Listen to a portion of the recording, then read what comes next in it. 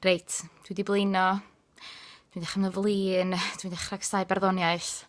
So dyma rhyw fath o gerdd rap, chydig bach yn wahanol. Teacher Cymraeg fi. Mae teacher Cymraeg fi'n deud dwi'n methu sbelio. Mae'n meddwl bod fi'n waste of space, mae'n meddwl bod fi'n jipo. Heddiw nath i even deud, "Fe fi di'n gweithio ar tils a Tesco? Be sy'n bod ar hynna? Rhaid i rywun neud o." Pan mae'n mynd on ag on am boring shit fel treiglo, barddoniaeth caeth a hynna i gyd, dwi yn trio gwrando, dwi jyst ddim yn gallu gweld pan bod rhaid fi wbo am Dafydd ap rwbath o boi o'r enw Waldo. Dwi'n meddwl bod Q-Tip, J Dilla a Nero neu well job o gyfleus dwi'n teimlo. Pan maen nhw fel tro yn edrych nôl, yn mwydro am boes sydd wedi marw, geiriau ti byth yn iwsio, dwi actually licio geiriau, dwi'n licio trio rapio.